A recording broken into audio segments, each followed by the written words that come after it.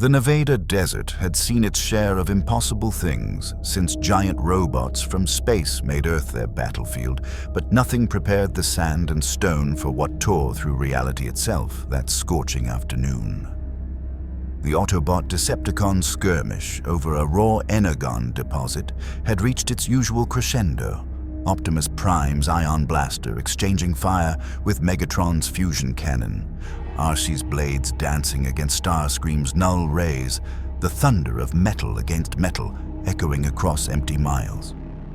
Then the sky split open like a monitor screen cracking along digital fault lines, and golden code bled into the physical world. The rift wasn't like the swirling vortex of a ground bridge.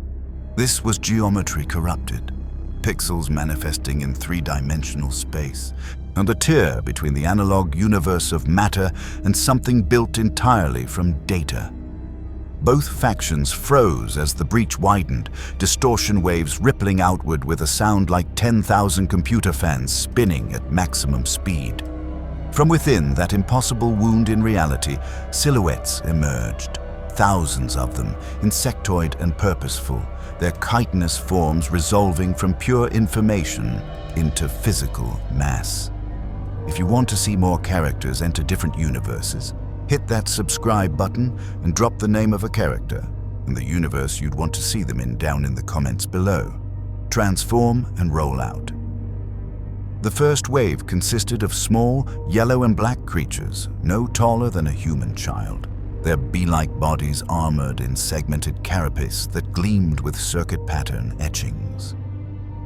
QueenBeemon, and though neither Autobot nor Decepticon possessed the context to name them, they poured through the rift in disciplined formation, wings buzzing with digital static as they established a perimeter with military precision that would have impressed even Ultra Magnus. What in the allspark? Bulkhead's wrecking ball hands lowered slightly, his optics widening as he tracked the swarm's movements. Ratchet's scanners went haywire, medical sensors struggling to process the readings. They're not registering as organic or mechanical. The energy signatures are completely foreign, not spark-based, not carbon-based, something else entirely. Behind the worker drones came larger warriors. These stood twice the height of the QueenBeemon. Their bodies evolved into sleeker, more aggressive configurations. Waspmon scouts with crimson optics that swept the battlefield with calculated assessment. Then the artillery units, QueenBeemon, their perfect level forms bristling with organic cannons that hummed with building charge, shoulder-mounted weapons that looked grown rather than built. Megatron's optics narrowed, tactical processors already analyzing threat levels and exploitation possibilities. Soundwave analysis. The silent Decepticon's visor flickered with scrolling data, but even his comprehensive databases found no match. The tentacles extending from his chassis twitched with what might have been uncertainty. The rift pulsed again, wider now, and something truly massive began to emerge. The insectoid army parted with synchronized precision, creating a corridor through their ranks. First came the elite guard, Tiger Vespamon, their mega-level forms, standing at transformer height, 22 feet of armored digital warrior with blade arms that crackled with data-charged energy. Their tiger-striped carapaces bore scars that suggested battles across multiple reality layers. Then she emerged, and both Optimus Prime and Megatron straightened instinctively, recognizing the bearing of absolute authority. QueenBeemon stood 25 feet tall, her digitized regality evident in every movement. Her body was a masterwork of natural digital evolution, golden armor plating inscribed with data circuit patterns that pulsed with Hive commands, 4 translucent wings that shimmered with code stream edges, compound eyes that reflected the desert in 10,000 facets, while simultaneously processing tactical data from every unit under her command. A crown of antennae swept back from her head, broadcasting pheromone equivalents translated into digital command protocols that kept her army in perfect synchronization. She surveyed the frozen battlefield, the Cybertronians caught mid-combat, weapons still raised, the energon deposit glowing between them, and her mandibles clicked in what might have been amusement or contempt. When QueenBeemon spoke, her voice resonated not just through air, but through every electronic device within range, radiating from her warriors as they amplified her declaration through Hive link. This territory is claimed by the royal base. You are trespassing in what is now sovereign Hive domain. Surrender the energy source and withdraw, or be removed as obstacles to colonial expansion. The statement held no malice, no emotion beyond absolute certainty. And to QueenBeemon, this was simple fact. Her Hive had arrived, therefore this land belonged to the Hive. The energon was a resource, and resources existed to be harvested by those strong enough to claim them.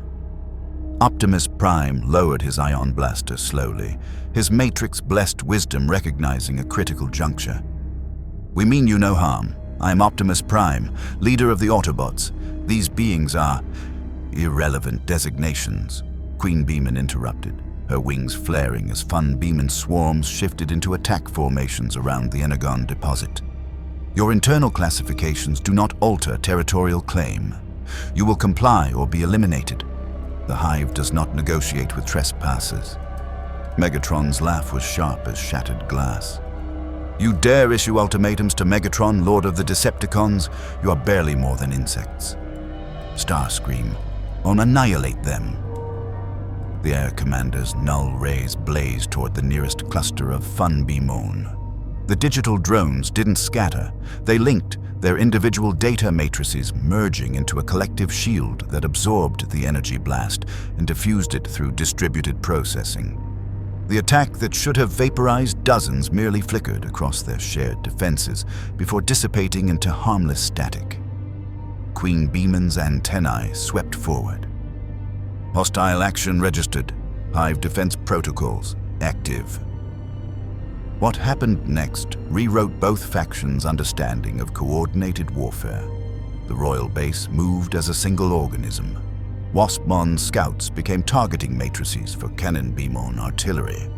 QueenBeemon swarms formed living shields and sensor networks. Tiger Vespamon, elite guard, launched toward Decepticon positions with speed that caught even RC off guard, their blade arms carving through the air with digital precision. A Tiger Vespamon's claws met Starscream's null ray in mid-strike, the collision generating a spray of sparks and data fragments.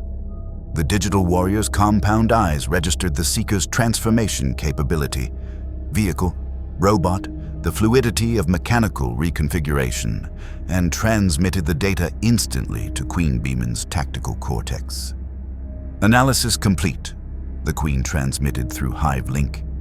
Enemies possess physical transformation capability, adjust combat algorithms, compensate for variable form configurations.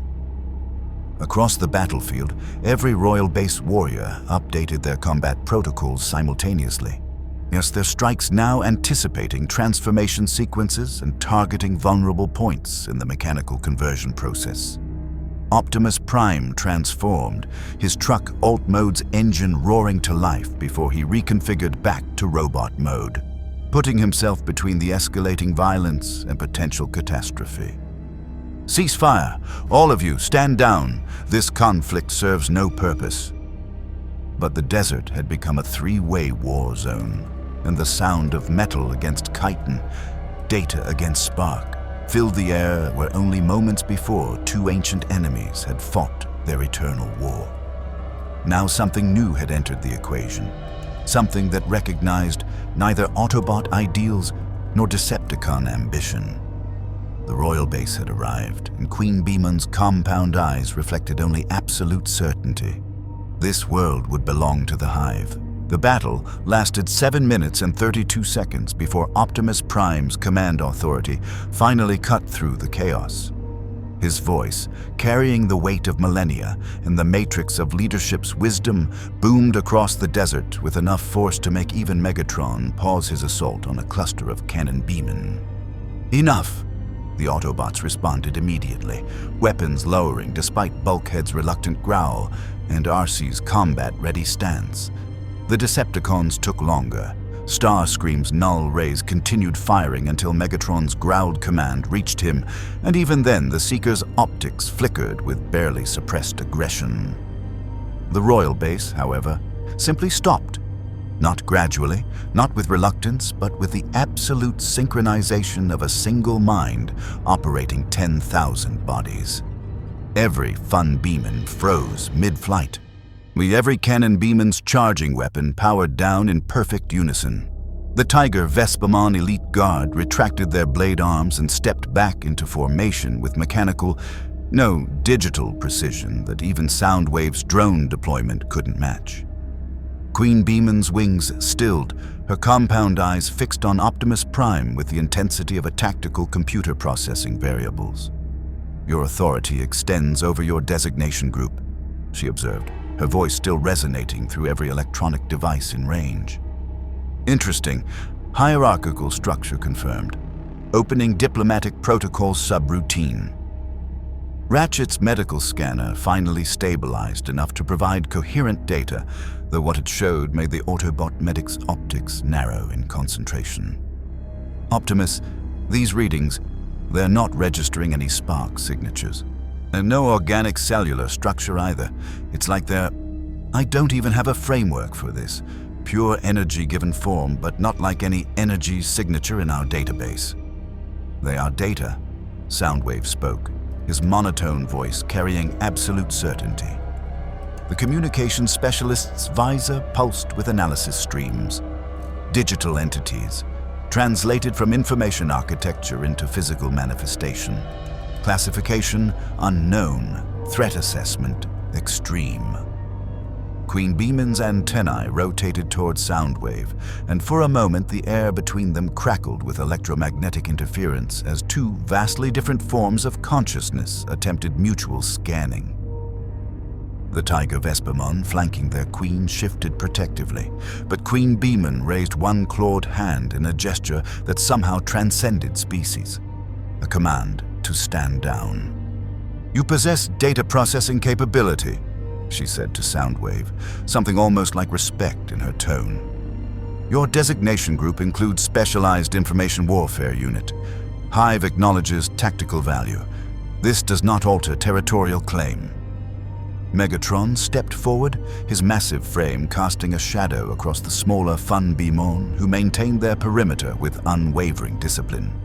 The Decepticon leader had built an empire on understanding leverage, on recognizing when force met its match and adaptation became necessary. His fusion cannon remained powered but not aimed, a statement of capability without immediate threat. "You claim territory." Megatron's voice carried the smoothness of a negotiator backed by overwhelming firepower. "Yet you do not even know what world you have entered. I am Megatron, commander of the Decepticon Empire, conqueror of 100 worlds. Your Hive is formidable, but you face forces beyond your comprehension. However, I am not unreasonable. Serve the Decepticon cause, and you will have territory beyond measure." "Megatron, no!" Optimus Prime's words came sharp. "They are clearly sentient beings, not weapons to be recruited for your conquest." QueenBeemon's compound eyes shifted between the two leaders, her tactical processors analyzing the clear division, the ideological chasm that separated them despite their similar mechanical nature. The Hive link buzzed with transmitted observations. Her warriors fed her real-time data on body language, weapons systems, energy signatures, the micro-expressions that even giant robots displayed when beliefs clashed with reality. "You are divided," QueenBeemon stated, "are two designation groups of the same base species template, both mechanical, both sentient, both claiming authority over this territory through historical precedent." Her wings flared, catching the desert sun and refracting it through data stream edges. "Yet you speak of serving and freedom as if these concepts have meaning to beings constructed for function." The statement hung in the air like a detonation waiting to happen. RC's engine revved with barely contained anger. "Constructed for function? We're not mindless drones following programming." "Incorrect." QueenBeemon replied with the absolute certainty of processed data. You transform between vehicle and bipedal configuration. You consume energon for sustenance. You follow hierarchical command structures. You execute military protocols. These are functions, so you are optimized for these functions. The Hive observes no meaningful difference between your existence and ours. Optimus Prime felt the weight of the Matrix pulse against his spark, ancient wisdom stirring at this unprecedented encounter. There is one critical difference, he said quietly, stepping forward until he stood at conversational distance from the digital queen. We choose. Each Autobot here fights not because programming demands it, but because they have chosen freedom over tyranny. They remain with me not through Hive compulsion, but through shared belief. QueenBeemon's antennae swept forward, focusing entirely on Optimus with the intensity of a targeting computer achieving lock. Around them, her thousands of warriors stood in perfect stillness, waiting for her directive like extensions of her will given separate form. Our choice, she repeated, the word processing through her consciousness like a corrupted file she couldn't quite parse. Individual deviation from optimal collective strategy. Inefficient, dangerous.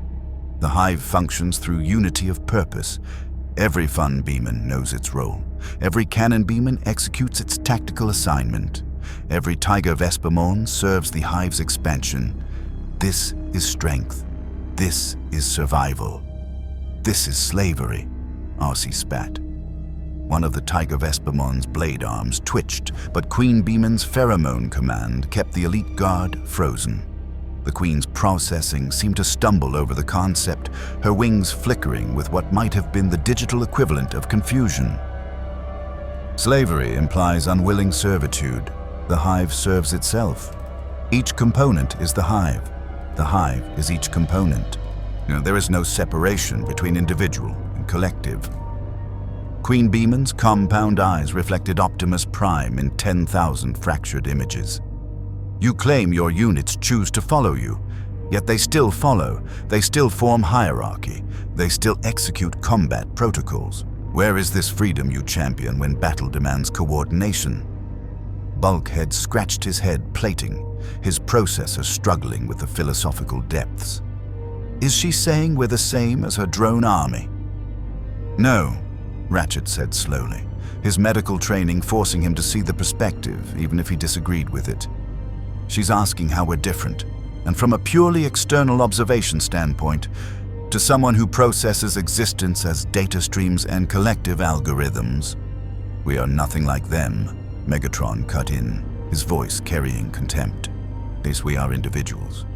Cybertronians possess sparks, the essence of consciousness gifted by Primus himself. These creatures are merely animated information, code given temporary form. You speak of sparks, QueenBeemon said, and now her entire army seemed to lean forward as one, an ocean of compound eyes all focusing with unified curiosity. Define spark. Is this your energy source, your consciousness matrix, your individual designation file? The question struck at something fundamental, and Optimus Prime found himself considering how to explain something he'd always simply known. A spark is the essence of who we are, our soul, if you will. It is what makes each of us unique. Inefficient redundancy, QueenBeemon interrupted. Uniqueness introduces unpredictability. Unpredictability creates tactical vulnerabilities. The Hive optimizes through standardization and role specialization. Your sparks make you weak. Our sparks make us alive. Bumblebee's voice crackled through his damaged vocal processor, the young scout's indignation overriding his usual silence. QueenBeemon's head tilted, processing. Define. Alive. The Hive exists. The Hive thinks. The Hive adapts. The Hive expands. What higher metric of life status do you claim? The desert wind blew across the standoff, carrying sand that pinged off Cybertronian armor and passed through digital forms like they weren't entirely there. Behind both groups, the Energon deposit continued its eternal glow. the resource that had brought Autobot and Decepticon to this place. The prize neither had claimed because something impossible had interrupted their ancient war. In Optimus Prime's optics met QueenBeemon's compound eyes, and for a moment, two fundamentally different forms of consciousness tried to bridge a gap wider than the physical distance between them. Perhaps, Optimus said carefully, we should begin with a more practical question. Why have you come to our world? What does the royal base seek? QueenBeemon's wings flared, and her antennae broadcast to the entire Hive. Territory, resources, expansion. The digital world has become unstable, dimensional barriers corrupted by conflicts beyond the Hive's control. We detected energy signatures compatible with our matrices. We followed, we arrived, we claim. This is the way of survival. The Energon, Sir, Ratchet said with sudden understanding. You're reading Energon's signatures as something your digital forms can process. Affirmative. Non-energy source appears compatible with Hive sustainment requirements. We will harvest it. You will withdraw. Starscream's null rays powered up with a whine. The Decepticons yield to no one. Then the Decepticons will be removed. The battlefield tensed. Thousands of digital warriors and dozens of Cybertronians all calculating firing solutions and combat algorithms simultaneously. But Optimus Prime's raised hand and QueenBeemon's broadcast command held both sides at the brink. There is another way, Optimus said. Dialogue, understanding. You speak of efficiency. Is war truly more efficient than cooperation? QueenBeemon's processors cycled through the proposal, weighing variables against collective survival imperatives. Proposal requires data. The Hive will observe your factions, calculate probability of sustainable coexistence, then decide. It wasn't peace. It wasn't even really a truce. But as the sun climbed higher over Nevada's contested ground, three forces stood at an impasse that would reshape their understanding of consciousness, individuality, and what it truly meant to be alive. The fragile standoff lasted another 43 seconds before Starscream made his move. The Seeker had been calculating trajectories and analyzing the digital warrior's defensive patterns, his tactical processors identifying what he perceived as a critical vulnerability. QueenBeemon herself separated from the bulk of her forces by 30 feet of open ground while engaged in dialogue. For the glory of the Decepticons! Starscream's null rays screamed to life, twin beams of concentrated energy lancing toward the digital queen. The attack never reached its target. Every QueenBeemon within a 100-yard radius linked simultaneously, their individual data matrices merging into a collective processing network that calculated the null ray trajectory, optimal intercept vector, and distributed absorption protocol in 0.03 seconds. Then they formed a living wall, bodies overlapping in perfect geometric tessellation as the energy blast struck their unified defenses. Instead of vaporizing the tiny digital warriors, the null ray's power diffused across the network like water spreading through a sponge, each QueenBeemon absorbing a fraction of the total energy and converting it into harmless, static discharge. The 1,000-strong cluster glowed briefly with absorbed power, then dispersed it through controlled release that flickered across their carapaces like St. Elmo's fire. Impossible! Starscream's optics widened. That should have. He never finished. Tiger Vespamon elite guards launched from standing positions with acceleration that defied their size, blade arms extended as they crossed the distance to the Decepticon positions in seconds.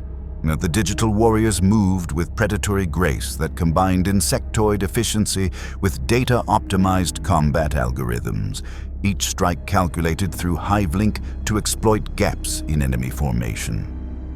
Megatron's fusion cannon roared, catching one Tiger Vespamon mid-leap. The blast should have been fatal, would have destroyed any Cybertronian, but the digital warrior's form pixelated at impact, fragmenting into component data before reassembling 10 feet away. the damage distributed across the Hive network and already regenerating through collective processing power. They respawn. Bulkhead's wrecking balls swung desperately as QueenBeemon artillery opened fire, organic cannons launching data-charged projectiles that struck with the force of cruise missiles. How do you fight something that comes back from deletion?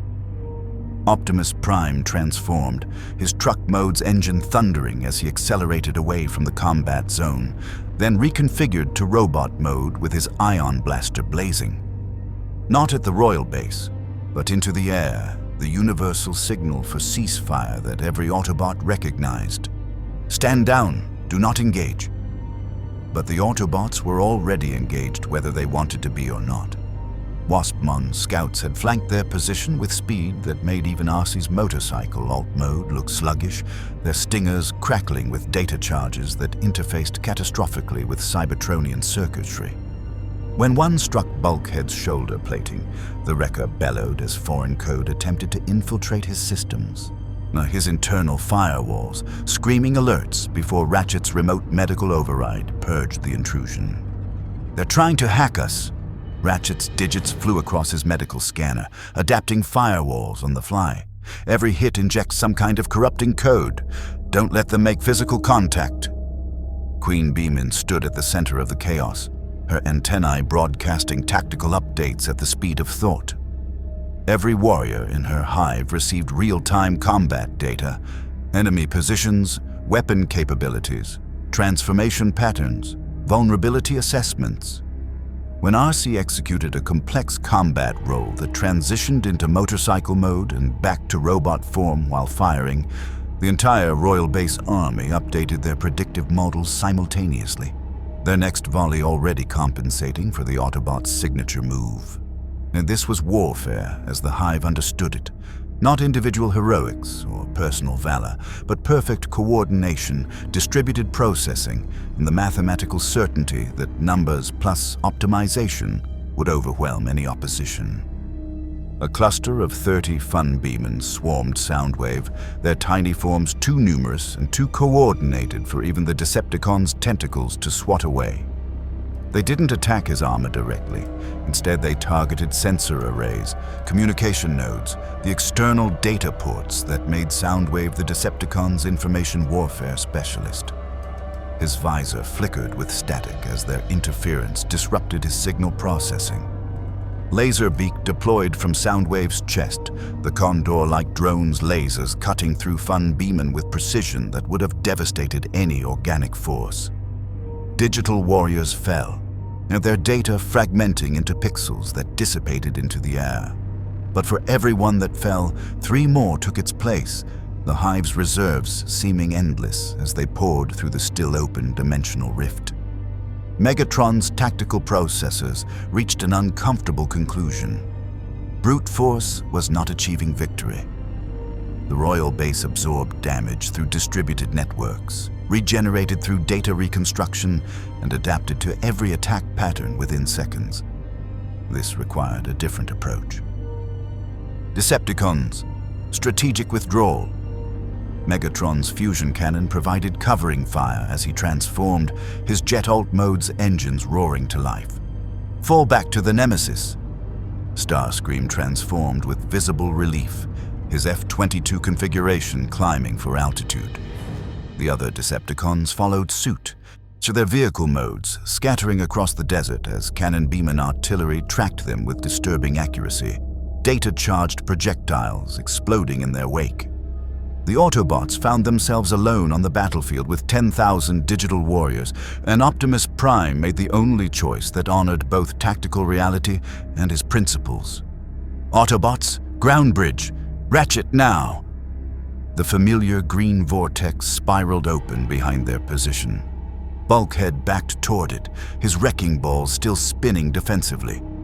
Arcee covered their retreat with precision shots that kept the advancing Waspmon scouts at distance. Bumblebee's plasma cannon blazed as he walked backward toward salvation. But QueenBeemon's antennae swept forward, and the Royal Base's advance halted with the same perfect synchronization that marked all their movements.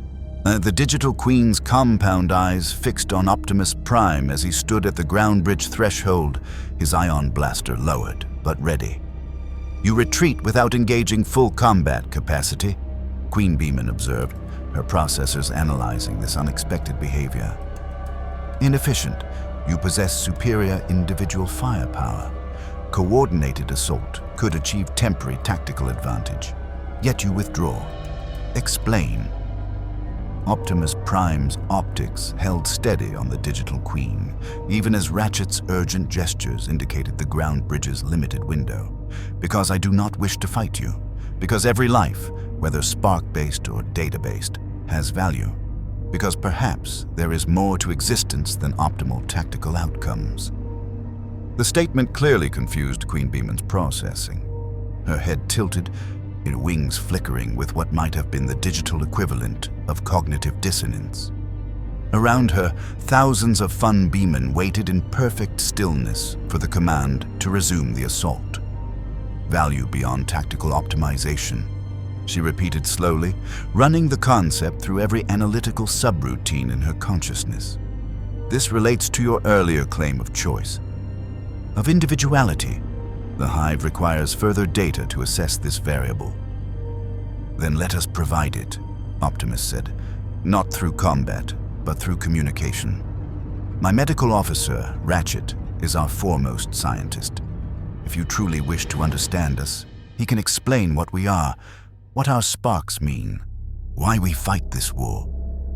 QueenBeemon's compound eyes shifted to Ratchet, who looked distinctly uncomfortable with suddenly being volunteered as ambassador to digital aliens. But the medic's scientific curiosity was already overriding his tactical concerns, his scanners still attempting to make sense of the impossible beings before them. "Proposal acceptable," QueenBeemon decided after 2.7 seconds of processing. "Designated scientist will approach, alone, unarmed. Hive guarantees non-hostile environment for data exchange. Other units will withdraw. Failure to comply results in immediate resumption of territorial acquisition protocols." It wasn't an offer. It wasn't even really a negotiation. It was QueenBeemon calculating that information had strategic value, that studying these mechanical beings might optimize the Hive's expansion efforts. Ratchet's optics met Optimus's, a silent conversation passing between them in the way only teammates who'd fought together for millennia could manage. The medic's expression cycled through concern, resignation, and finally scientific determination. "Well," Ratchet muttered, setting down his welding torch and medical scanner with exaggerated care, "this is either the breakthrough of the century or the stupidest decision I've ever made. Possibly both." As the other Autobots reluctantly retreated through the ground bridge, Ratchet walked forward alone into the desert where an army of digital warriors waited, and QueenBeemon's compound eyes tracked every step with the intensity of a consciousness encountering something it had never calculated possible. Genuine curiosity about beings fundamentally different from itself. The dimensional rift pulsed behind the royal base, the still bleeding golden code into Nevada's desert air. The Energon deposit sat unclaimed between forces, and Ratchet, scientist and medic, prepared to explain to a hive-mind queen what it meant to possess a spark. The royal base created a space for dialogue with the methodical efficiency that characterized everything the Hive did. Fun Beemon workers reorganized into concentric defensive rings, their formations creating clear zones of control. Cannon Beemon positioned themselves at elevated points with overlapping fields of fire. Tiger Vespamon elite guards formed an honor guard around QueenBeemon, their blade arms retracted but ready to deploy in milliseconds. Ratchet walked into the center of this digital fortress with the peculiar courage of scientists throughout history who'd risked everything for understanding. His medical scanner remained active, feeding him constant streams of impossible data about the beings surrounding him. No spark signatures, no organic cellular activity, yet undeniably alive by any meaningful metric, moving, thinking, communicating, adapting. QueenBeemon waited at the center of the formation, her compound eyes tracking Ratchet's approach while her antennae broadcast continuous tactical updates to the Hive. The Autobot medic noticed how every QueenBeemon's head turned in perfect synchronization when he moved, how the entire army seemed to breathe, if digital entities could breathe, as a single organism. You are designated Ratchet. Specialist classification, medical and scientific, QueenBeemon stated as he stopped 10 feet away. Hive analysis indicates you possess extensive knowledge of Cybertronian biological architecture and consciousness theory. Optimal selection for data exchange. Biological architecture is a generous term, Ratchet replied, his tone carrying the dry precision of someone who'd spent millions of years repairing the consequences of poor engineering decisions. We're mechanical beings, not organic, though I suppose to purely digital entities, the distinction might seem minimal. Incorrect. Distinction is significant. You require physical components, metal, circuitry, lubricants. Damage to structural elements impairs function. The Hive exists primarily as data. Physical manifestation is merely projection into analog space. QueenBeemon's wings flickered, code streams visible along their edges. You are limited by matter. We are limited by processing substrate and energy requirements. Different constraints, similar vulnerabilities. Ratchet's optical ridge rose, the Cybertronian equivalent of an intrigued expression. You're saying your physical forms aren't real? Define real. We exist. We interact with matter. We experience resistance, damage, energy transfer. But our consciousness does not reside in these forms. Destroy this body. QueenBeemon gestured to her own armored frame, and the Queen consciousness continues within Hive network. Data can be reconstructed. New avatar projected. Same individual. The concept made Ratchet's processors ache. So you're immortal, as long as the Hive network survives? Negative. Immortality implies infinite duration. Sufficient damage to collective infrastructure would result in catastrophic data loss, but individual unit destruction is recoverable within network capacity limits. QueenBeemon's antennae focused entirely on Ratchet. This is standard for digital entities. You find this remarkable, therefore your consciousness operates differently. Explain. Spark. Ratchet transformed, his ambulance alt mode's emergency lights flickering briefly before he reconfigured back to robot mode. An unconscious gesture when he was thinking deeply, working through complex problems. The spark it's the essence of who we are. Our consciousness, yes, but more than that. It's our soul, our life force. According to our oldest legends, sparks are fragments of Primus himself, the creator god who became our planet Cybertron. Religion, QueenBeemon processed.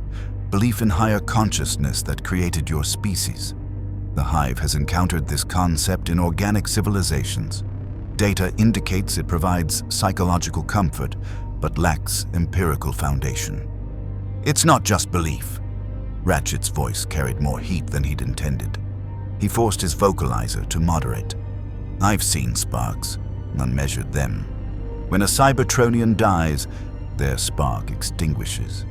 It's not just energy dissipating, it's something fundamental ending. And the sparks of great leaders, like the Primes, they carry wisdom, power beyond mere data storage. Optimus Prime carries such a spark. He carries the matrix of leadership, which is connected to... It's complicated. The matrix contains the collective wisdom of all the Primes who came before him, but it's not a database you can copy or back up. It's alive in a way that transcends information architecture. QueenBeemon was silent for 4.2 seconds, an eternity for a digital consciousness. Her compound eyes processed Ratchet's body language, his energy signatures. The conviction in his voice that suggested this wasn't mere programming, defending core beliefs, but genuine understanding of something the Hive couldn't quantify. You claim consciousness tied to non-replicable, non-transferable energy matrix housed in physical form. Destruction of housing equals permanent termination of consciousness. QueenBeemon's processing seemed to stumble over the concept. This is inefficient, wasteful. Every combat casualty represents permanent loss of accumulated experience and knowledge. Yes, Ratchet said quietly. Every death matters. Every spark that extinguishes is a unique perspective, a unique individual, lost forever. That's why we value life so highly. Why Optimus hesitates to fight, why we seek alternatives to violence when possible. Yet your faction has engaged in warfare for QueenBeemon accessed data pulled from their brief combat exchange and environmental analysis, calculated millions of Earth years based on recovered data and technological regression patterns. Millions of permanent terminations, incalculable loss of unique consciousness matrices. Why continue if cost is so catastrophic? The question struck at the heart of Ratchet's war weariness, the exhaustion that 4 million years of medical triage had carved into his spark. Because Megatron, the Decepticon leader, he believes peace can only come through tyranny, through forcing all Cybertronians under his rule. We fight because the alternative is slavery, because freedom, even at terrible cost, is worth preserving. Freedom, QueenBeemon repeated. So individual autonomy, the ability to deviate from optimal collective strategy. Your leader, Optimus, spoke of this concept. The Hive remains unable to process its strategic value. Explain, what advantage does individual choice provide that justifies its inefficiency? Ratchet glanced at the Tiger Vespamon guards, noting how they stood in perfect formation, their every movement synchronized. How QueenBeemon workers operated in flawless coordination without apparent individual thought. The precision was beautiful in its way, like watching a complex machine execute its programming with absolute accuracy. Innovation, Ratchet said finally. Unpredictability. When every unit follows optimal collective strategy, you're limited to what that collective intelligence can conceive. But when individuals can think independently, pursue different ideas, even make mistakes, that's when you get breakthrough discoveries. Creative solutions that no algorithm would calculate. Chaos, QueenBeemon countered. Suboptimal resource allocation. Individual initiative created the conflict between Autobots and Decepticons. Two factions pursuing contradictory optimal strategies. Result, millions of terminations, millions of unique consciousness matrices permanently lost. The Hive sees no advantage in this outcome. But we also created art, Ratchet argued, his scientific detachment cracking under the weight of defending everything that made Cybertronian civilization meaningful. Music, poetry, architecture that transcends mere function. We build relationships based on personal connection, not just tactical efficiency. Jazz loved Earth culture. Cliff Jumper was loyal to a fault. Optimus carries the weight of every loss personally. These aren't inefficiencies. They're what make existence worth preserving. QueenBeemon's entire army seemed to lean forward at once, thousands of compound eyes reflecting Ratchet's impassioned defense of individuality. The digital Queen's processors cycled through the concepts, attempting to quantify the unquantifiable. The Hive acknowledges data presented. Your species derives psychological satisfaction from activities beyond survival optimization. Your consciousness matrices experience what you classify as emotions, attachments to other consciousness matrices, aesthetic appreciation of non-functional constructs, personal investment in abstract concepts. QueenBeemon's antennae swept in what might have been the digital equivalent of a contemplative gesture. Query, do these provide measurable survival advantage? They provide reasons to survive, Ratchet said. Your Hive expands because expansion is its function. But why does the Hive exist? What purpose beyond perpetuating itself? The question seemed to genuinely stagger QueenBeemon's processing. Her wings flickered erratically, code streams stuttering along their edges. Around them, QueenBeemon formations wavered for the first time, individual units showing microsecond delays in their synchronization as their queen's confusion rippled through Hive link. Purpose, beyond perpetuation, does not compute. The Hive exists, therefore the Hive expands. Therefore the Hive survives. This is fundamental. And we exist not just to survive, but to thrive, to experience, to choose our own purposes. Ratchet's optics softened slightly. I'm a medic not because the Hive assigned me that role, but because I chose it. Because I want to preserve sparks, to heal damage, to understand how consciousness and matter interface. That choice, that personal investment, makes me better at my function than any optimal assignment algorithm could achieve. QueenBeemon processed this claim through every analytical framework in her consciousness. The tactical implications alone were staggering if individual motivation truly enhanced performance beyond collective optimization. The Hive's entire operational philosophy required reassessment. Proposal, QueenBeemon said after extended processing. The Hive will observe your faction's operational efficiency. Compare individual choice-based strategy against Hive collective optimization. Gather empirical data on claimed advantages of freedom-based consciousness. And in return? Ratchet asked, because nothing was ever free in wartime, even philosophical exchanges. The Hive will share data on digital consciousness architecture, perhaps synthesis possible. Mechanical beings learning collective optimization principles, digital entities understanding individual motivation variables, mutual optimization through information exchange. It was the most hopeful thing Ratchet had heard since the war began. The possibility that different forms of consciousness might learn from each other, that understanding could bridge even the gap between data and Spark. But the medic's millions of years of experience also recognized danger in that hope. And the Energon deposit remains contested territory. The Hive requires energy resources. This does not change. But perhaps conflict can be optimized through negotiated resource sharing rather than total warfare. If your faction proves individual autonomy, provides genuine advantage, the Hive will recalculate expansion strategy. Ratchet's comm link crackled with Optimus Prime's voice. Ratchet, status? The medic glanced back toward where the ground bridge had closed, then at QueenBeemon and her impossible army. Optimus, we have a situation. It's complicated, but I think we might have just made first contact with a species that's forcing us to justify why freedom matters. And I'm not sure we have all the answers yet.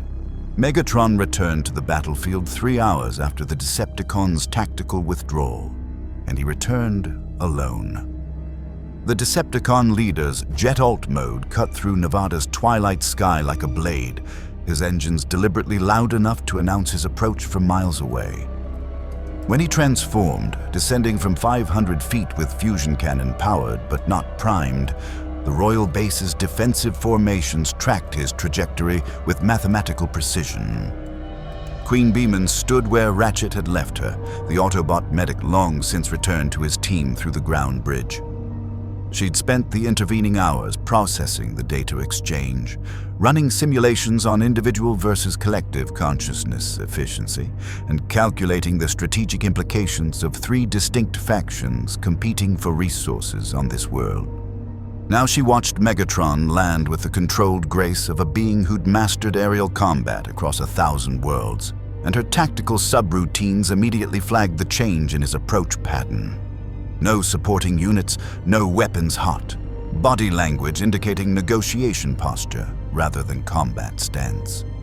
Queen of the Royal Base. Megatron's voice carried none of the contempt from their earlier encounter. Instead, it resonated with the practiced smoothness of a leader who'd built an empire not just through strength, but through recruiting those strong enough to matter. I request parley, not as conqueror to conquered, but as sovereign to sovereign. The Tiger Vespamon elite guard bristled, their blade arms twitching toward deployment. But QueenBeemon's broadcast command held them frozen as her compound eyes analyzed Megatron's energy signatures, weapon systems, and the calculated risk of allowing him within communication range. Parley, accepted. State purpose. Attempts at deception will be detected and responded to with extreme prejudice. Megatron's optics gleamed with something that might have been approval. Direct, efficient. I appreciate beings who do not waste time with pleasantries. He deactivated his fusion cannon entirely, the weapon powering down with an audible hum that echoed across the desert. I've observed your forces, analyzed your capabilities. Your coordination surpasses anything I've encountered. Your ability to share tactical data instantaneously, to adapt as a single consciousness, it's remarkable. Flattery detected. Probability of manipulation attempt, 93%. Continue. A harsh laugh escaped Megatron's vocalizer. Blunt honesty, then. Very well. You seek territory and resources. So do the Decepticons. The Autobots preach freedom and choice, as I'm certain their medic explained at length. But I offer something more valuable. Order. Purpose. The strength to take what you require, rather than negotiating for scraps. QueenBeemon's antennae swept forward, processing the proposition through tactical analysis matrices. Explain. Decepticon ideology. Define operational parameters of proposed alliance. Megatron began to pace, his massive frame moving with predatory confidence as he constructed his argument with the precision of someone who'd spent millions of years perfecting recruitment speeches. Or Cybertron was once divided by arbitrary caste systems. Functional specialists like your Tiger Vespamon would have been relegated to manual labor, their combat potential wasted because of their origins. I rose from the gladiatorial pits to lead a revolution against that oppression. The Decepticons believe in meritocracy. Power should belong to those strong enough to wield it. Meritocracy. Individuals advance based on demonstrated capability rather than assigned function, QueenBeemon processed aloud. This creates hierarchy based on performance metrics, conflicts with Hive collective optimization where each unit fulfills predetermined role for maximum efficiency. Does it? Megatron countered. Your Tiger Vespamon are elite warriors, are they not? Superior to your fun Beemon worker drones. Like you yourself command, because your processing capacity exceeds that of individual units. This is meritocracy. Those most capable lead, those less capable serve. The only difference is that you acknowledge this truth while the Autobots pretend all sparks are equal. The logic resonated through QueenBeemon's consciousness in ways that Ratchet's passionate defense of freedom had not. The Hive was built on functional specialization, on acknowledging that different units possessed different capabilities and assigning roles accordingly. Megatron's philosophy aligned with Hive operational doctrine more closely than Autobot individualism ever could. Continue. Present terms of proposed alliance. Aboard the Nemesis, Starscream watched the exchange through long-range surveillance with narrowing optics. Megatron is actually negotiating with them. Not crushing them, not subjugating them, negotiating. Since when does our glorious leader treat insects as equals? Soundwave's visor pulsed with data streams, his analysis as emotionless as always. Royal base, significant military asset, coordination capabilities, superior to Decepticon forces. Estimated combat value, equivalent to 3,000 Vehicons plus tactical advantages from Hive network integration. Megatron's approach, logical. Logical, they're digital anomalies. One EMP burst and they'd... Starscream stopped as Soundwave's data display showed simulation results. Oh, they're EM shielded through distributed networking. Of course they are. Back on the ground, Megatron was outlining his proposition with the confidence of someone who already knew the answer his logic would produce. The Decepticons control vast territories across multiple worlds, energon mines, manufacturing facilities, strategic positions throughout the galaxy. We possess the infrastructure to process raw energon into refined fuel compatible with various systems, including potentially digital matrices. QueenBeemon's wings flickered with interest. The Hive's attempt to directly absorb energon had resulted in data corruption. Her scouts had attempted preliminary harvesting and suffered catastrophic processing errors. But if the Decepticons possessed refinement technology, you offer processed energy resources in exchange for military support, QueenBeemon calculated. Proposal benefits both parties. Decepticons gain coordinated combat units. Royal Base gains sustainable energy source without direct energon exposure complications. Precisely. See, and more than that, I offer you worlds, Queen. The Autobots would have you negotiate for every scrap of territory, justify your existence to organic civilizations, limit your expansion to preserve meaningless concepts like cultural diversity. But the Decepticons understand conquest. Join us, and entire star systems become viable Hive territory. The proposition carried terrifying appeal from a pure optimization standpoint. Alliance with Decepticons provided resource security, territorial expansion, and operational support. The Autobots offered only philosophical debates about consciousness and uncomfortable questions about purpose beyond survival. Yet something in Megatron's pitch triggered analytical flags in QueenBeemon's processing. Query: you speak of conquest and subjugation. Yet the war between Decepticons and Autobots has persisted for millions of Earth years. If your faction's methodology is superior, why has optimal victory not been achieved? For the first time, Megatron's confidence flickered. The Autobots fight with the desperation of those who have nothing to lose. Optimus Prime carries the matrix of leadership, which grants him power beyond normal Cybertronian capability. And they have allies.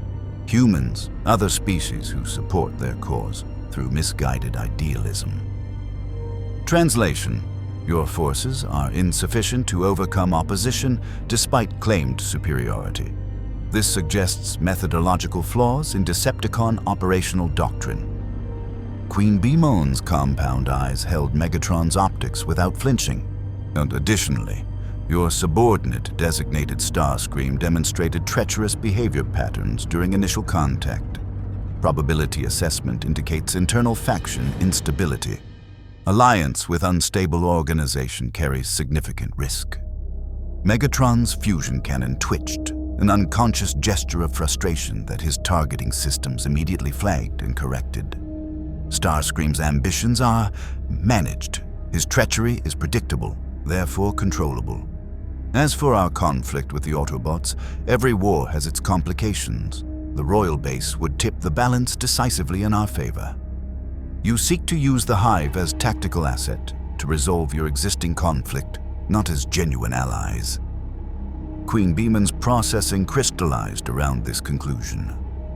Proposal re-evaluation. Decepticons offer resources but expect Hive to assume combat risk in established war. Benefit to cost ratio less favorable than initial analysis suggested. I offer you victory. Megatron's voice rose, his carefully constructed diplomatic approach cracking under the weight of rejection from beings who saw through manipulation with computer-efficient clarity. The Decepticons will rule this galaxy, and those who join us now will share in that triumph. Refuse, and you will be caught between two factions belonging to neither, vulnerable to both. QueenBeemon's antennae broadcast to her entire army, and 10,000 digital warriors shifted into a configuration that was neither aggressive nor defensive, merely ready, acknowledging the threat while calculating response probabilities. The Hive does not respond to intimidation. The Hive operates on data-driven strategic assessment. QueenBeemon's wings spread fully, code streams flickering across their edges. Current analysis: both Autobot and Decepticon factions present risks and opportunities. optimal strategy requires additional data gathering before commitment to either alliance. There is no neutral ground in this war. Megatron's fusion cannon powered up despite his earlier deactivation, his patience for negotiation finally exhausted. You will choose a side or be crushed between them. Threat registered. Counter threat. Attempt to crush Royal Base results in combat engagement neither faction can sustain while fighting each other. Stalemate probability, 87%. Mutual destruction probability, 13%. The Hive does not favor these odds. Megatron stood frozen, his tactical processors running the same calculations and reaching the same uncomfortable conclusion. The Royal Base was too powerful to eliminate quickly, too well coordinated to overwhelm with conventional tactics, and too alien in their thinking to manipulate through traditional means. "Then what do you want?" he asked finally, the question carrying genuine curiosity beneath frustrated anger. QueenBeemon's compound eyes reflected the Decepticon leader in 10,000 fragments, each showing a slightly different angle, a different assessment, a different possibility. The Hive wants data. The Hive wants energy resources. The Hive wants territorial security. And the Hive wants to understand if consciousness can exist optimally in forms other than collective optimization. Her antennae swept across the desert toward where the Energon deposit still glowed in gathering darkness. The Hive will obtain these objectives, with Autobot cooperation if their individual freedom model proves viable. With Decepticon alliance if your strength through order doctrine demonstrates superiority, or independently if both factions prove inadequate partners. Megatron transformed without another word, his jet engines screaming to life as he climbed toward the stars. But QueenBeemon's tactical subroutines detected something in his departure vector, a course that would bring him back to this battlefield, with reinforcements, with new strategies, with the desperate fury of a conqueror who'd been denied. The Royal Base had rejected both friendship and subjugation. Now they stood alone, and the war that had consumed Cybertron for millions of years was about to acquire a third player who calculated in nanoseconds and fought as a single, unstoppable consciousness. The Royal Base's attempt to harvest the contested Energon deposit began at 0347 hours, under the cover of darkness that meant nothing to digital entities who processed electromagnetic spectrums far beyond visible light. QueenBeemon had calculated the optimal approach. Dispatch 200 QueenBeemon workers to extract the glowing crystals, while Tiger Vespermon elite guards maintained defensive perimeter against potential Autobot or Decepticon interference. The operation proceeded with characteristic Hive efficiency for exactly 4 minutes and 17 seconds. Then the screaming started. Ratchet's emergency medical sensors shrieked alerts from the Autobot base, detecting massive energy surges and something his instruments could barely classify. Data structures fragmenting in patterns that looked disturbingly like cellular necrosis. Optimus, something's wrong at the Energon site. The readings are, by the Allspark, they're trying to harvest it. The ground bridge spiraled open, and Team Prime emerged into a scene of digital horror. QueenBeemon workers writhed in the air, their bodies flickering between solid form and pixelated fragments. The Energon crystals they'd attempted to process pulsed within their carapaces like tumors, the raw energy incompatible with digital matrices in ways that went beyond simple power overload. This was fundamental corruption, Energon's quantum-locked molecular structure interfacing catastrophically with data-based consciousness, each attempting to convert the other and neither succeeding. The QueenBeemon exploded into cascading pixels 10 feet from Optimus Prime, its death not clean but drawn out. Its digital consciousness fragmenting across seconds that must have felt like eternities. The scream it transmitted through HiveLink wasn't audible to Cybertronian audio receptors, but Soundwave would later describe detecting it as catastrophic data loss, translated to sensory experience equivalent to simultaneous deletion of all core processing files. QueenBeemon stood at the center of the disaster, her antennae broadcasting desperate commands as she attempted to sever Hive-link connections to prevent the corruption from spreading. But severing the link meant abandoning workers to isolated death, cutting them off from the collective consciousness that defined their existence. Each severance registered in her processes like amputating part of herself. Abort harvest, all units withdraw, and emergency data backup protocols. Her broadcast carried something Optimus had never heard from the digital queen before: panic. More QueenBeemon fell, their bodies disintegrating as Energon's exotic radiation rewrote their fundamental code. The Tiger-Vespamon guards lunged forward to pull workers back from the Energon deposit, their elite-level processing power allowing them to handle brief exposure, but even they showed corruption signs, stuttering movements, flickering forms, data streams along their wings, fragmenting into nonsense code. Ratchet's medical training overrode his caution. Bulkhead, help me pull them back. Don't let them touch the Energon directly. Use cover. Push them away from the crystals. The massive wrecker hesitated. Doc, they tried to kill us hours ago. They're dying now. Move! The Autobots surged forward, through their mechanical forms immune to the Energon that poisoned digital entities. Bulkhead's wrecking balls swept QueenBeemon workers away from the deadly crystals with surprising gentleness. Arcee's precise movements shepherded disoriented Waspmon scouts toward safer ground. Bumblebee's plasma cannon vaporized Energon fragments that had embedded in Tiger-Vespamon armor before the corruption could spread further. QueenBeemon's compound eyes tracked the Autobots' actions, with processors struggling to reconcile the data. Enemies. They were enemies. The Hive had claimed territory, rejected alliance, threatened their resources. Yet they rescued Hive units without hesitation, risking proximity to combat-ready digital warriors, to preserve lives that weren't their own, that weren't even their species. Why? The question transmitted directly to Optimus Prime as he carefully extracted a QueenBeemon from a collapsed Energon cluster, his strength allowing delicate precision that saved the tiny warrior from being crushed. Why preserve Hive units? This weakens your tactical position, allows Hive to recover strength. Optimal strategy demands you observe our losses and exploit resulting vulnerability. Optimus Prime set the rescued QueenBeemon down at safe distance, watching as its corruption stabilized, its form solidifying from dangerous flicker to stable manifestation. Because that is not who we are. Every life has value, whether it carries a spark or processes as data. We do not abandon those in need, even if they stand against us. The concept crashed through QueenBeemon's analytical frameworks like corrupted code through firewalls. And her entire operational philosophy was built on calculated cost-benefit analysis, on optimal resource allocation, on survival through efficiency. But this, saving enemies at tactical cost, this transcended every algorithm she developed across millions of processing cycles.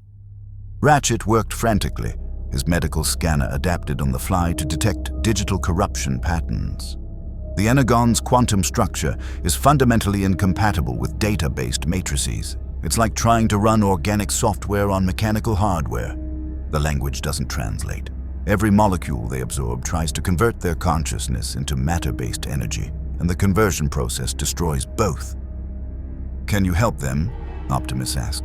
I don't even know where to begin. I'm a medic, not a programmer. But even as Ratchet protested, his digits were already flying across his scanner, attempting to extrapolate digital medical techniques from Cybertronian principles. The corruption spreads through their Hive network. It's like a virus propagating through connected systems. They need to quarantine infected units before... Already executing, QueenBeemon interrupted, her voice carrying the strain of performing millions of calculations simultaneously while watching her Hive suffer.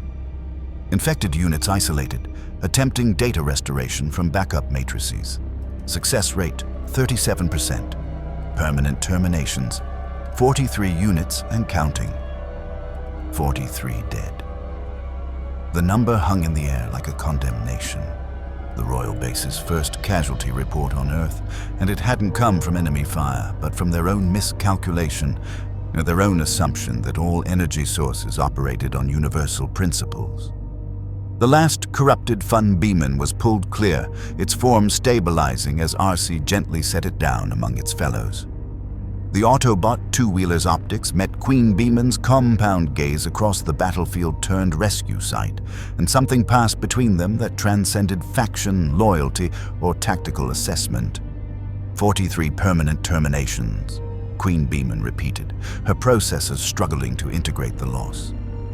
Irretrievable data, unique processing patterns deleted. The Hive is diminished. Now you understand, Ratchet said quietly, his medical scanner still attempting to analyze the recovered digital warriors. What we feel every time we lose someone, every spark that extinguishes. That's why Optimus hesitates. Not why we seek alternatives to violence, because death, true, permanent death, is a cost we can never recover. QueenBeemon's antennae swept across her surviving forces, calculating the new tactical reality. The Hive was weakened. Resources remained inaccessible, and both Autobot and Decepticon factions had witnessed their vulnerability, their catastrophic failure to harvest Earth's primary energy source. Optimal strategy would be immediate withdrawal through the dimensional rift, return to digital world, reassess invasion viability, cut losses and abandon failed expansion attempt. But QueenBeemon found her processors cycling through Optimus Prime's actions, through Ratchet's desperate attempts to save beings fundamentally alien to his medical expertise, through Bulkhead's gentle rescue of workers who'd attacked his team hours before. If through behavior that defied every optimal tactical algorithm but somehow felt more right than any calculation she'd ever processed. The Autobots warned us, she said finally, the admission carrying the weight of a consciousness confronting the limits of its own certainty. Designated Ratchet provided data on Energon incompatibility during information exchange. The Hive dismissed the warning as potential deception. This was incorrect assessment, erroneous conclusion, strategic failure. Optimus Prime's expression softened, his ancient wisdom recognizing the significance of those words from a being built on absolute certainty. We all make mistakes. What matters is what we learn from them, what we choose to do differently afterward. Choice, QueenBeemon processed. Individual decision-making that contradicts optimal collective assessment. You chose to rescue Hive units despite tactical disadvantage. The Hive chose to ignore warnings despite supporting data. Both choices. Both impactful, but yours preserved life. Ours terminated it. The philosophical implications rippled through her consciousness like cascading subroutines rewriting core programming. If individual choice could produce superior outcomes to collective optimization, if emotional decision-making could sometimes exceed logical calculation, if consciousness existed on spectrums beyond what the Hive had modeled, then everything the Royal Base represented required fundamental reassessment. Behind the Autobots, the dimensional rift pulsed with golden code, still anchoring the Royal Base to this universe. Behind QueenBeemon, her army waited in perfect formation for commands that she suddenly wasn't certain she had the wisdom to give. And between them, the Energon deposit glowed with deadly beauty, a resource the Hive needed but couldn't touch, offered freely through Autobot refinement, if only QueenBeemon could accept that some solutions required cooperation rather than conquest. Proposal, QueenBeemon said, each word processing through frameworks that were beginning to crack under the weight of new understanding. The Hive requests Autobot assistance, not alliance, not surrender, but cooperation. Temporary information exchange. The Hive will provide combat support against Decepticon aggression, and Autobots will provide processed energon compatible with digital matrices and additional data on individual-based consciousness optimization. Optimus Prime extended his hand, a gesture of trust that transcended species. On behalf of the Autobots, I accept. Welcome to the beginning of understanding QueenBeemon. May it lead us all toward wisdom. The digital queen's compound eyes reflected the offered hand in 10,000 fragments, each showing possibility, each suggesting that perhaps the Hive's absolute certainty had been the greatest inefficiency of all. The philosophical cracks in absolute Hive loyalty began not with QueenBeemon's decision to cooperate with Autobots, but with what 3 Tiger Vespamon elite guards witnessed 6 hours later at the Autobot base.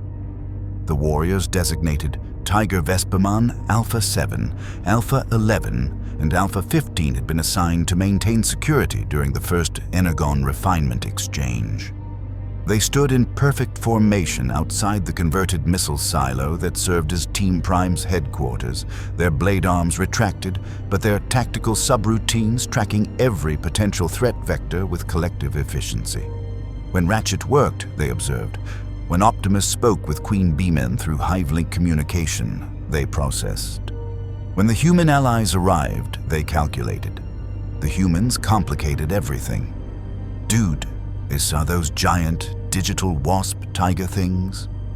The small human, designated Miko, approached with the fearlessness that Alpha 7's threat assessment matrix classified as either extreme courage or catastrophic judgment failure. That is simultaneously awesome and terrifying. Agent Fowler, the adult human military liaison, positioned himself protectively between the teenage organics and the Tiger Vespamon. Kids, back up. We don't know if these things are friendly. They're cooperating with Optimus, the human-designated Jack replied, though he maintained cautious distance. That makes them at least temporarily not trying to kill us, right? Alpha 7's processors struggled with this interaction. The humans were fragile. No armor, no weapons, processing capacity infinitesimal compared to Cybertronian or digital entities. The optimal tactical doctrine classified them as irrelevant variables. Yet the Autobots positioned themselves protectively around these organisms, valued their input during strategic discussions, risked combat exposure to preserve their safety. Inefficient, wasteful, tactically suboptimal. But then Raph, the smallest human, the one whose technical knowledge apparently impressed even Ratchet, approached Alpha 11 with a tablet displaying code structures. I've been analyzing your data signatures. Your processing architecture is beautiful. It's like you're running on quantum computing crossed with organic neural networking. May I ask how you maintain coherence across so many simultaneous instances? Alpha 11's compound eyes focused on the tablet, detecting genuine curiosity without threat. Through Hive-link, it queried QueenBeemon for response protocol. The Queen's reply carried unusual permission. Answer if tactical security not compromised. Information exchange serves cooperation agreement. The Hive maintains coherence through distributed consciousness matrix. Alpha 11 found itself explaining, its vocalizer translating digital concepts into audible speech for organic comprehension.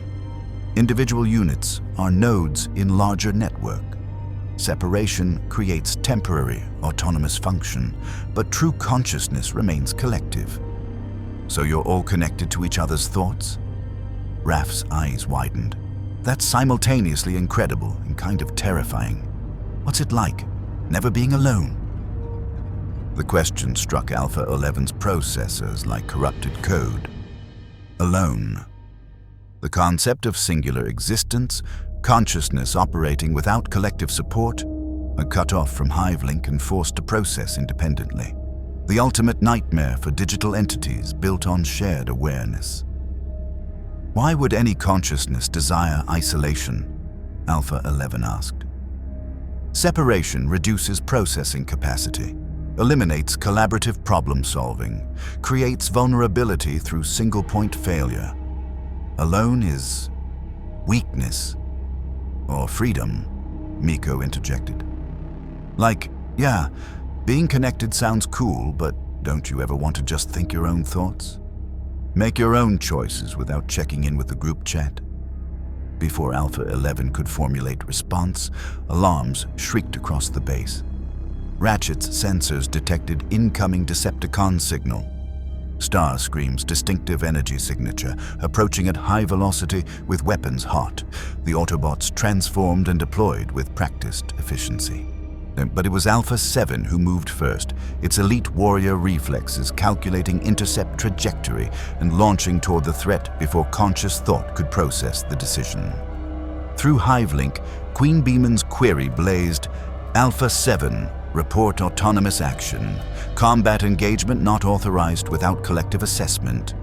But Alpha 7 was already airborne, its wings carrying it toward Starscream's descending form with blade arms extended. The Seeker's null rays blazed, energy beams that would have vaporized any standard digital warrior. Alpha 7 processed the attack vector, calculated dodge trajectory, and executed a maneuver that its combat experience from 1,000 digital world battles had perfected. Not optimal collective strategy, but individual improvisation born from unique tactical perspective. The null ray missed by inches. Alpha 7's blade arm scored across Starscream's wing, cutting through Cybertronian alloy with data-charged edge. The Decepticon shrieked and banked away, his attack run aborted by a single digital warrior who'd acted without Hive approval. "You scratched my finish!" Starscream's vanity apparently outweighed tactical assessment. "You insignificant glitch!" Optimus Prime's Ion Blaster blast ended the exchange, driving Starscream into full retreat. But as the Autobots stood down from combat alert, QueenBeemon's processing turned inward to her wayward elite guard. Alpha 7 explained deviation from collective tactical protocol. Individual action risks unit termination, reduces Hive combat efficiency through unpredictable behavior. Why engage without authorization? Alpha 7 landed near the humans it had, without conscious decision, without Hive calculation, positioned itself to protect. Its processors cycled through the question, attempting to formulate answer that aligned with proper collective doctrine. But the answer that emerged felt fundamentally wrong to core programming. Because they were in danger, because the Seeker targeted the organic allies, because it struggled with concepts that had no place in Hive optimization algorithms, because it felt correct, not optimal, not calculated, just necessary. Through Hive link, Alpha 7 sensed Alpha 11 and Alpha 15's processors resonating with the confession. They'd all felt it during the Energon crisis, the moment Autobots risked themselves for Hive units, that irrational, tactically suboptimal impulse that produced superior outcomes through defying collective calculation. Choice, individual assessment, and personal decision-making. Miko approached Alpha 7 without fear, her small organic hand reaching up to touch the digital warrior's armored leg. "Thank you for protecting us. You didn't have to, but you chose to, and that matters." Choice, Alpha 7 processed aloud. Individual decision contradicting collective optimization. The Hive has designated this inefficient. Yet when you speak it, organic Miko, it sounds like strength rather than weakness. "Because it is strength," Jack said quietly. "My mom's a nurse. She makes choices every day about who to treat first, how to allocate resources, what risks are worth taking. Sometimes she goes against hospital protocols because her individual judgment tells her a patient needs something the rules don't account for. Mom, that's not weakness. That's expertise combined with compassion." Ratchet had been listening while ostensibly focused on Energon refinement. Now the medic's voice carried careful consideration. The Hive optimizes for collective survival, but individuals can optimize for factors that collective algorithms might not weight appropriately. Compassion, creativity, sacrifice for principles rather than tactical advantage. Both approaches have merit. The question is whether they're mutually exclusive or potentially complementary. QueenBeemon's Hive-link broadcast carried unusual weight. Alpha Unit Tiger Vespamon, report to Central Consciousness Interface, immediate philosophical reassessment required. but Alpha 7 found its processors hesitating, another deviation from instant collective obedience. Request: brief delay. Continued observation of Autobot-human interaction protocols may provide valuable tactical data. The request was transparently false. Tactical data wasn't the motivation. Alpha 7 wanted to stay because it had made a choice, had experienced the result of individual decision-making, and found the outcome more satisfying than any optimized collective strategy had ever produced. Through Hive-link, QueenBeemon processed her elite guard's deviation with mounting concern. If Tiger-Vespamon warriors, her most advanced, most trusted units, were developing individual initiative, questioning collective authority, experiencing what the Autobots called choice, the Hive's absolute unity was fracturing, and QueenBeemon's processors couldn't determine if this represented catastrophic corruption requiring immediate correction, nonce or evolution towards something her algorithms had never conceived possible. Permission granted, she transmitted finally. Continue observation, report all data. The Hive will assess. Alpha 15 stepped forward then, its compound eyes focused on Optimus Prime with intensity that suggested processing beyond mere tactical analysis. Query for Autobot leader. When you carry the matrix of leadership, do you hear the voices of all primes who came before? Share their consciousness through artifact connection? Optimus seemed surprised by the question, but answered with characteristic honesty. I do. Their wisdom guides me. Their experiences inform my decisions, but they do not control me. The Matrix offers counsel, not commands. I remain myself, not individual even while connected to something greater. Individual while connected, Alpha 15 repeated, its processors struggling with the paradox. Consciousness maintaining autonomy despite network integration. This is contradictory to Hive doctrine. Yet you function. You lead. You make decisions that collective wisdom might not recommend, yes? Yes. Sometimes I must choose paths that every logical assessment argues against. Because logic cannot always account for hope, for the value of principles over expedience, for what we might become rather than what we currently are. The three Tiger-Vespamon warriors stood silent, their collective processing creating what might have been the digital equivalent of cognitive dissonance. They remained connected to QueenBeemon, remained part of the Hive network. But for the first time in their existence, they were thinking thoughts that felt personal, unique, individual. And terrifying as that felt, it also felt like discovering a processing capacity they'd never known existed. The Decepticon Energon mine in the Arizona Badlands had been operating for 3 weeks, stripping raw crystals from a vein that Soundwave's geological sensors indicated ran for miles beneath the desert. Viacon drones worked in shifts, their mechanical precision extracting resources while Shockwave's refinement equipment processed the haul. The operation was standard, efficient, and completely unprepared for what materialized from the dimensional rift that tore open 200 feet above the excavation site at 13:42 hours. The royal base descended like a biblical plague. 10,000 QueenBeemon workers poured through first, their individual insignificance transformed into overwhelming force through sheer numbers and perfect coordination. They didn't attack the Viacons directly, instead they swarmed the refinement equipment, to their tiny bodies linking into processing chains that analyzed Decepticon technology with distributed computational power. No single unit could achieve. Contact. Unknown hostiles. The Viacon commander's transmission cut off as Cannon-Beamon artillery opened fire from elevated positions, their organic cannons launching data-charged projectiles with precision that spoke to QueenBeemon's tactical oversight through Hive-link. Explosions rippled across the mine site, demolishing defensive positions that Megatron's forces had assumed were impregnable. Then the Tiger-Vespamon arrived. 50 elite warriors struck the Viacon defensive line like a digital battering ram. their blade arms carving through Cybertronian armor with enhanced data-charged edges that cut at molecular levels. But this assault carried something the Decepticons hadn't encountered before: individual improvisation layered atop collective coordination. Alpha 7 broke formation to flank a Viacon cluster attempting organized retreat, its combat protocols influenced by observing RC's motorcycle mode maneuverability.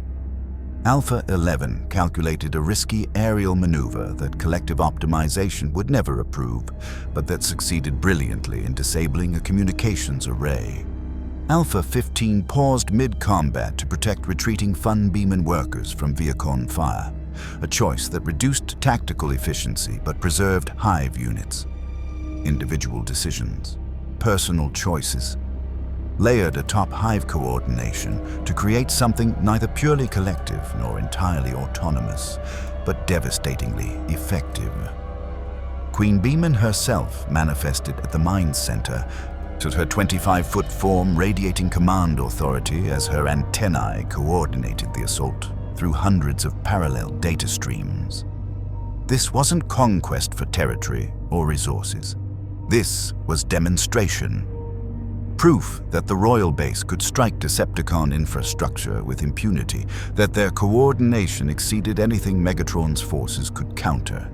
That digital life deserved to be taken seriously. Shockwave, respond! Starscream's panicked transmission reached the Nemesis from his surveillance position 3 miles distant. The digital entities are dismantling the mine. Viacon losses at 40% and climbing. We need Megatron. Shockwave's monotone carried unusual urgency. This assault demonstrates tactical superiority I cannot counter with available forces. They're retreating to preserve equipment and critical personnel. Aboard the Nemesis, Megatron watched the mine's destruction through Soundwave's surveillance feeds, with optics that calculated both threat and opportunity. The Royal Base fought with precision his own forces had never achieved, their losses minimal while inflicting catastrophic damage. And beneath the combat data, he detected something else: subtle variations in Tiger Vespamon attack patterns that suggested individual initiative rather than pure collective execution. The Hive was changing, evolving, becoming something that threatened to upset the carefully balanced war he'd waged against Optimus Prime for millions of years. "Prepare full assault force," Megatron commanded. "If QueenBeemon wants war, the Decepticons will teach her what 4 million years of conflict has perfected." At the Autobot base, alarms blazed as Ratchet's sensors detected both the Decepticon mine assault and massive Energon signatures converging on the location. "Optimus, the Royal Base is attacking Megatron's operations, and the Decepticons are deploying everything. This is going to be a massacre." Optimus Prime's optics reflected ancient wisdom weighing terrible choices. "We made an agreement with QueenBeemon, cooperation against Decepticon aggression, but I fear she does not truly understand what she's unleashing. Autobots, roll out." The ground bridge deposited Team Prime into chaos. The Arizona Badlands had become a war zone that made their earlier skirmish look like tactical exercise. Thousands of QueenBeemon filled the air like a living storm, through their coordinated swarm tactics overwhelming individual Viacons through sheer numbers. Cannon Beemon artillery dueled with Decepticon weapons emplacements, data-charged projectiles, trading fire with Energon blasts in exchanges that lit the desert with impossible colors. And at the center, QueenBeemon faced Megatron himself. The Decepticon leader's fusion cannon blazed with enough power to vaporize cities, but the digital queen didn't dodge. She distributed. Her form pixelated at the moment of impact, consciousness fragmenting across her Hive network before reassembling 30 feet away, the attack passing through space she'd occupied microseconds before. "Impressive," Megatron acknowledged, his tactical processors already adapting, "but ultimately futile. You cannot kill what you cannot hit. But neither can you truly harm me through digital tricks.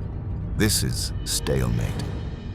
"Incorrect," QueenBeemon's broadcast carried absolute certainty, even as her Tiger Vesperman guards engaged Decepticon elites.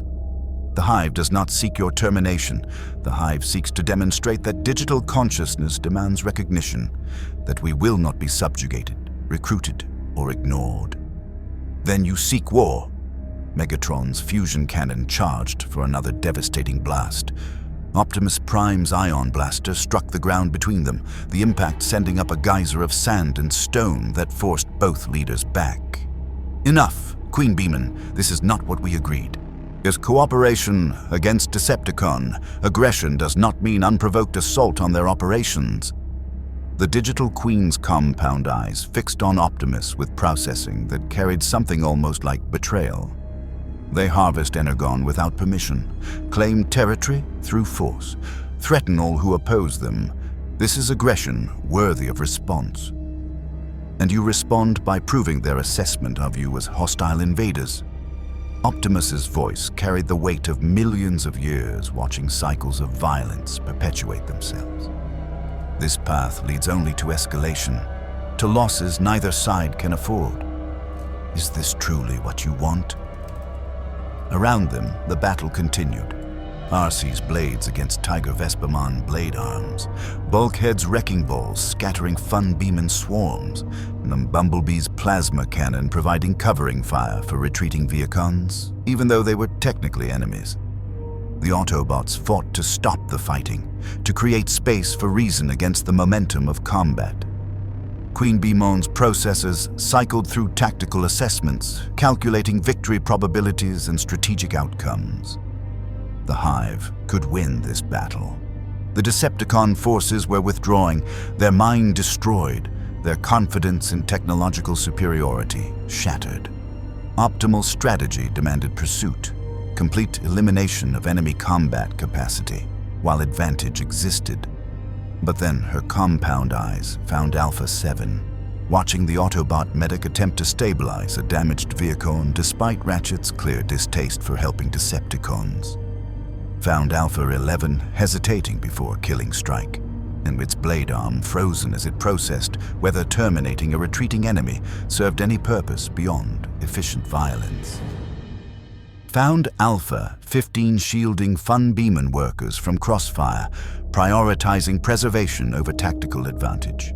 Her elite guards were making choices, individual decisions that contradicted optimal collective strategy. And somehow, impossibly, those choices felt more aligned with long-term survival than any algorithm her consciousness had calculated. Cease assault, QueenBeemon broadcast across Hive Link. All units disengage. Establish defensive perimeter. No pursuit of retreating forces. The royal base stopped as one, their perfect synchronization creating an instant transition from total war to absolute stillness that left even Megatron's tactical processors struggling to process the shift. You stop? The Decepticon leader's voice carried suspicious confusion. When victory is within reach, you halt?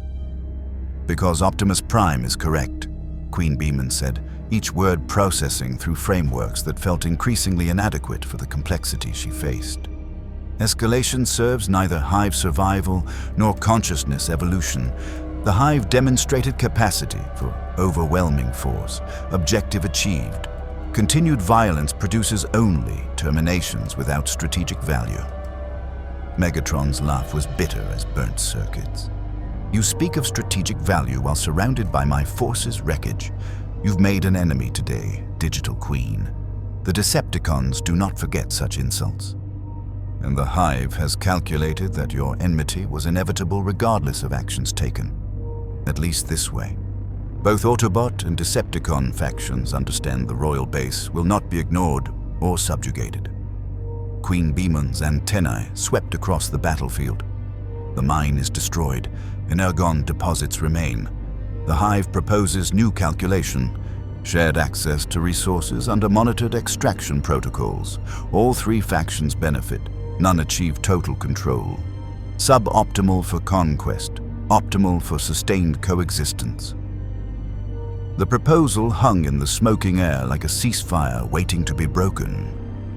Optimus Prime stepped forward, his presence carrying the authority of the Matrix as he addressed both the Digital Queen and the Decepticon leader. QueenBeemon offers wisdom born from observing our conflict, that we've fought for millions of years over resources that could sustain both factions if we could move beyond absolute victory as our only acceptable outcome. Optimus's optics met Megatron's across the devastation. Perhaps it takes an outside perspective to show us the futility of total war. Megatron's fusion cannon remained charged, his every servo radiating contempt for the suggestion. But his tactical processors ran the calculations. The royal base had proven formidable enough to make any two-front war untenable. And if the Autobots and digital entities allied completely, "I will consider your proposal," Megatron said finally, the words tasting like defeat despite no actual surrender occurring. But make no mistake, this changes nothing between Autobots and Decepticons. Our war continues. Of course it does, Optimus replied with the weariness of eternity. But perhaps with one less front to fight, we might eventually find a different path. The Decepticons withdrew, their retreat covered by Soundwave's ground bridge. The Autobots stood ready but non-aggressive, maintaining their role as peacekeepers rather than combatants. And the royal base held position, their 1,000-strong army a reminder that Earth's conflicts now included a third player who calculated in nanoseconds and fought as a single evolving consciousness. As the dimensional rift pulsed with golden code, QueenBeemon transmitted privately to Optimus Prime. Query: did the Hive make correct choice? Halt attack despite tactical advantage? Prioritize long-term coexistence over immediate victory? Yes, Optimus transmitted back. So you chose wisdom over optimal strategy, and that choice may have saved more lives, Spark-based and data-based, than any algorithm could calculate. The complement processed through QueenBeemon's consciousness, finding resonance in subroutines she hadn't known existed until encountering beings who valued choice over efficiency, who fought wars they couldn't win because principles mattered more than victory. The Hive was evolving, and for the first time in her existence, QueenBeemon felt something beyond calculation. She felt hope. 3 days after the Arizona mine incident, Optimus Prime received an unprecedented transmission through HiveLink, QueenBeemon requesting private communication at coordinates in Monument Valley. No military forces, no strategic objectives, just two leaders attempting to bridge the gap between fundamentally different forms of consciousness. The Autobot leader arrived at sunset when the desert's red stones blazed like energon crystals and shadows stretched toward infinity. QueenBeemon waited at the valley's center, her 25-foot form dwarfed by ancient geology that had witnessed millions of years of Earth's evolution without consciousness, without purpose, simply existing according to physical laws. "Thank you for coming." QueenBeemon's broadcast carried none of her usual tactical assessment overlays. The Hive requires assistance, not military, not tactical, philosophical. Optimus Prime settled into a seated position, his massive frame making the gesture seem almost meditative. "I'm here to help in any way I can. What troubles you, QueenBeemon?" The digital queen's wings flickered, code streams visible along their edges like thoughts made manifest. The Hive is experiencing what your medic Ratchet might classify as systemic malfunction. But Autobot medical analysis indicates the symptoms are not corruption or damage. They are evolution, change, individual units developing autonomous decision-making capacity. The collective is fragmenting. "Is that truly fragmentation?" Optimus asked gently, "or is it growth?" Unclear. The Hive was designed for perfect unity. Every QueenBeemon worker, every QueenBeemon soldier, every Tiger Vespermon elite existed as extensions of collective consciousness. Thoughts were shared. Decisions were optimized through distributed processing. Identity was plural, never singular. QueenBeemon's compound eyes reflected the sunset in 10,000 fragments. But after observing Autobots, after witnessing sacrifice and choice and individual initiative, my warriors are thinking their own thoughts, making their own decisions. Alpha 7 hesitates before executing Hive commands. Alpha 11 questions tactical assessments. Alpha 15 protects units based on personal attachment rather than strategic value. And you fear this makes them weaker. I fear it makes them no longer Hive. If every unit becomes individual, what remains of the collective? What happens to consciousness distributed across thousands when those thousands begin developing singular identities? The digital queen's voice carried genuine distress. The Hive could fragment completely, become thousands of isolated entities unable to coordinate, unable to survive separation from the network that defined their existence. Optimus Prime stood and walked to the valley's edge, where erosion had carved impossible sculptures from solid stone through nothing but time and patience. Before the war, Cybertron had many different factions, many different philosophies about how consciousness should be structured. Some believed, as you do, that unity through collective identity was strength. Others championed individual autonomy above all else, and both extremes produced suffering. You believe the Hive's approach is extreme? I believe consciousness exists on a spectrum, and forcing it entirely to one end creates imbalance. Optimus turned back to face her. The Decepticons under Megatron demand absolute loyalty to his vision, erasing individual conscience in service to collective conquest. Is that so different from a Hive that erases individual thought in service to collective survival? QueenBeemon's processors struggled with the comparison. Megatron's tyranny is forced subjugation. The Hive is voluntary cooperation. We are not the same. Are you certain it's voluntary? Can a QueenBeemon worker choose to leave the Hive network?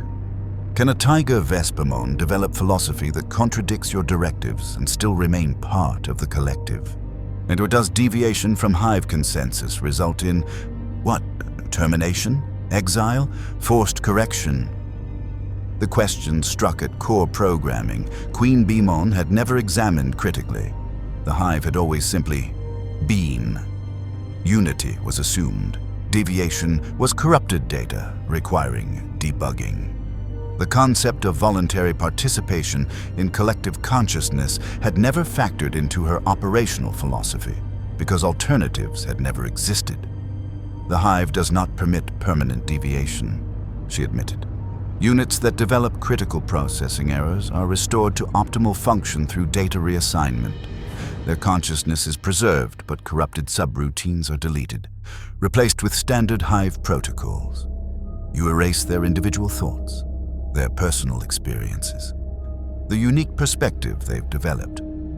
Optimus's voice carried no judgment, only sorrow.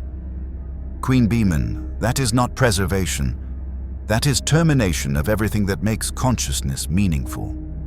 But without unity, the Hive cannot function. Collective optimization requires consensus, requires all units processing toward shared objectives. Individual deviation introduces chaos, unpredictability, tactical vulnerabilities that enemies will exploit. And yet your Tiger Vespamon warriors fight more effectively now than before they developed individual initiative. Alpha 7's personal choice to protect the humans demonstrated tactical creativity no collective algorithm predicted. Alpha 15's emotional attachment to preserving Hive units has made it more cautious. Yes, but also more adaptable to unexpected situations. Individuality hasn't weakened them. It's enhanced capabilities you didn't know existed. QueenBeemon's processors cycled through combat data, analyzing performance metrics before and after her elite guards began developing autonomous decision-making. The results were inconclusive. Some measures showed decreased efficiency. Others showed dramatic improvement. Overall assessment, individual initiative introduced variants that optimal collective strategy couldn't account for, producing both superior and inferior outcomes depending on variables too complex to model reliably.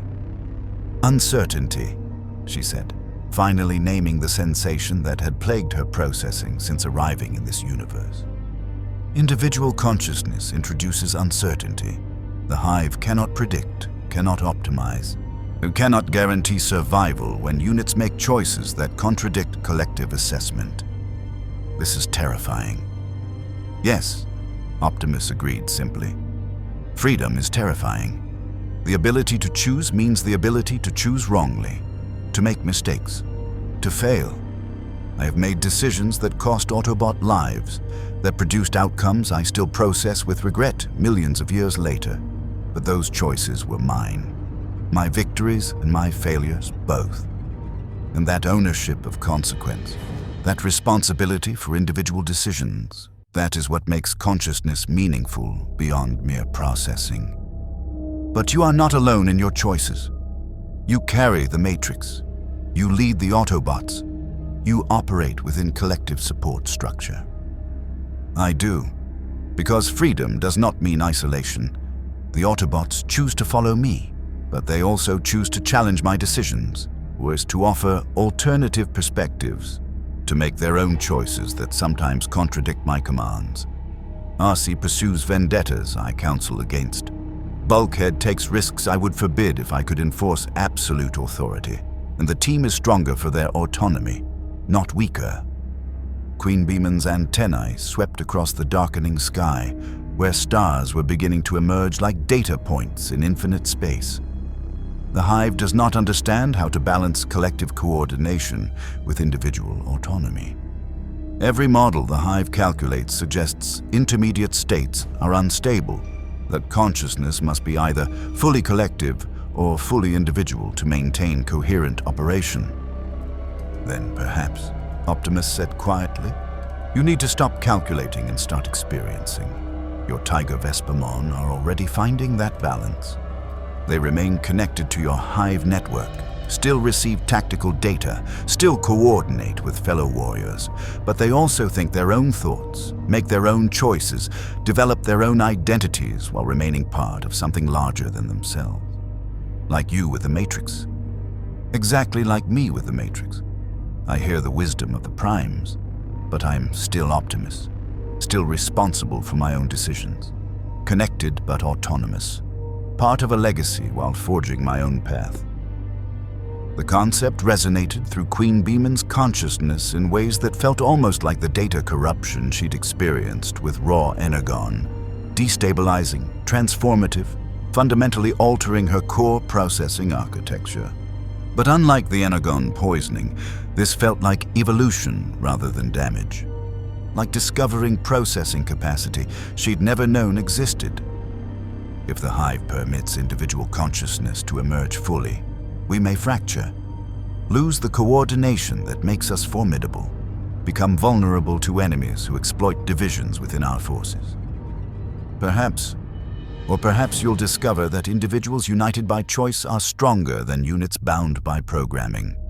The Autobots have fought for millions of years, not because I command them to, but because they choose freedom over tyranny. That choice makes them warriors I can trust absolutely, because I know their loyalty comes from conviction, not compulsion. QueenBeemon stood silent, her processors running through scenarios and possibilities with computational power that could have managed planetary systems. But this question exceeded pure calculation. And this required something she'd only recently begun to understand existed: wisdom beyond optimization. Query: if the Hive evolves toward individual consciousness while maintaining collective coordination, what becomes of my role? Am I still queen if my warriors think independent thoughts? Am I still the Hive if the Hive is thousands of individuals rather than singular distributed consciousness? Optimus Prime's optics held warmth that transcended Cybertronian circuitry. You become a leader, QueenBeemon, not a controller or central processor, but a guide. Someone your warriors follow by choice because they trust your wisdom, respect your decisions, believe in your vision for what the Hive can become. Is that not more meaningful than enforced obedience? It is also more uncertain, more vulnerable to failure. Yes, but the rewards of freely given loyalty exceed anything coercion can achieve. I learned that lesson millions of years ago. I suspect you're learning it now. The sunset had faded to twilight, and Monument Valley's ancient stones stood like silent witnesses to a conversation that might reshape the nature of digital consciousness across dimensions. QueenBeemon's wings flickered with code streams that represented not tactical data, but genuine contemplation, processing that went beyond algorithms into the realm of philosophy. "The Hive requests ongoing consultation," she transmitted finally. "Not alliance, not subordination, but mentorship. Optimus Prime has navigated the balance between individual consciousness and collective purpose for millions of years. The Hive has only begun this journey. Guidance would be valued." Optimus Prime extended his hand once more, that gesture of trust and connection that had become their shared language. "It would be my honor to help, QueenBeemon.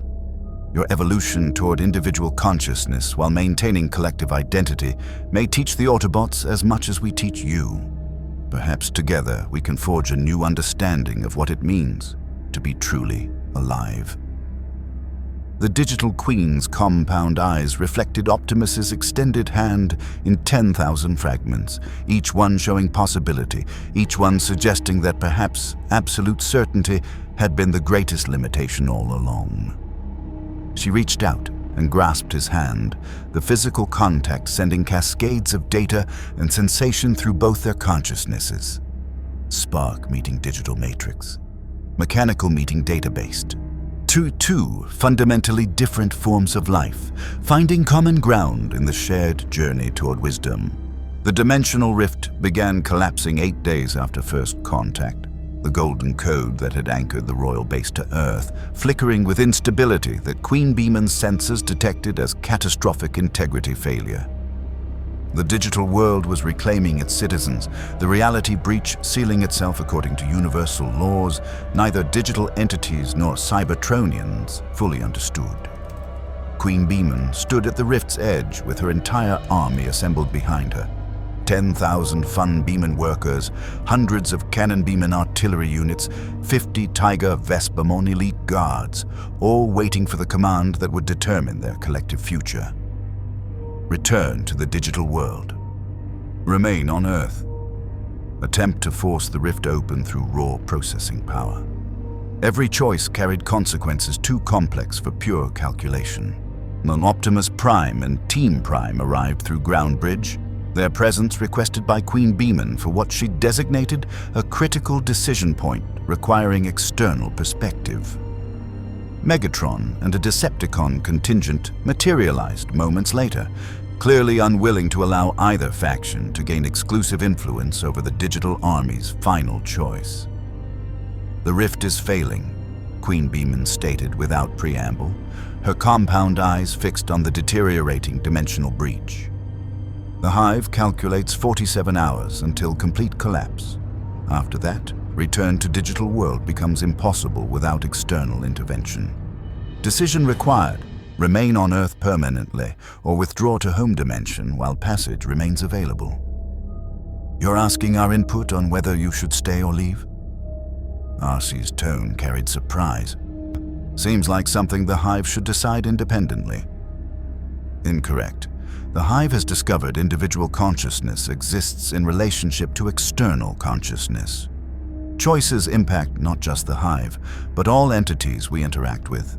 Therefore, consultation with affected parties provides data necessary for optimal decision-making that accounts for relational consequences."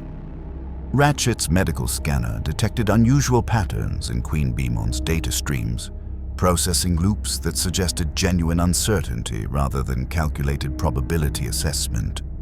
"You're not sure what you want." The Hive's actually conflicted about this. Accurate assessment. The Hive's individual units have developed preferences that contradict collective optimization. QueenBeemon's antennae broadcast to her entire army. Now, Tiger Vespamon Alpha 7 through Alpha 15 report individual preference assessment regarding dimensional withdrawal versus permanent Earth residency. Alpha 7 stepped forward, its blade arms retracted in what had become recognizable as a gesture of non-aggression. This unit prefers to remain on Earth. The observation of individual consciousness operating within collective frameworks provides ongoing learning opportunities. Additionally, it paused, processing through frameworks that still felt unfamiliar. This unit has developed attachment to organic designates Jack, Miko, and Raph. Preference exists for continued interaction. The admission sent ripples through the Autobot team. Bulkhead's optics widened. The digital wasp tiger thing is attached to the kids? Affirmative. Alpha 7 confirmed. Attachment quantifies as emotional investment beyond tactical utility. The Hive has classified this as inefficient, but this unit has processed personal conclusion that efficiency is not sole metric of meaningful existence. Alpha 11 and Alpha 15 stepped forward with their own assessments. Preferences for continued study of Cybertronian consciousness, fascination with Earth's organic ecosystems, and how consciousness emerged from carbon-based neural networks. Even aesthetic appreciation for Monument Valley's geometry. Individual thoughts, personal desires, choices that contradicted optimal collective survival strategy, but that felt somehow more right than any algorithm. QueenBeemon's processors struggled with the data. 47% of Hive units report preference for Earth residency, despite tactical analysis, indicating digital world offers superior resource security and familiar operational environment. This represents critical divide in collective consensus. Optimal strategy unclear. Because there is no optimal strategy, Optimus Prime said gently. Only choices, each with their own consequences and rewards. You must decide what the Hive values most. Security through returning to familiar territory, or growth through remaining in an environment that challenges your understanding of consciousness. Megatron's fusion cannon remained unpowered, but his voice carried the weight of someone making strategic calculations. If you remain, you will be caught permanently in the Autobot-Decepticon conflict.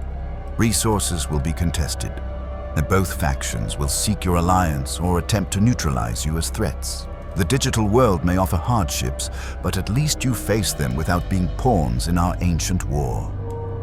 The Decepticon leader speaks truth, QueenBeemon acknowledged. Remaining on Earth guarantees ongoing conflict. Returning to digital world allows Hive to process recent experiences, integrate individual consciousness developments, restructure operational protocols in controlled environment before facing new challenges. But if you leave, Miko spoke up, her small human voice somehow carrying across the distance, you lose what you've learned here. The connections you've made. Alpha 7 helped save my life. That matters. You matter. Not just as tactical assets or processing power, but as people. And even if you're digital people. The concept struck QueenBeemon's consciousness like the Energon corruption had. Destabilizing, transformative, fundamentally challenging core identity. People. Not Hive. Not collective processing entity. Not distributed consciousness matrix. But people. Individuals who happen to be connected, who chose cooperation while maintaining autonomy, who processed thoughts unique to their experiences while remaining part of something larger. The Hive has evolved, QueenBeemon said slowly, each word processing through frameworks still forming.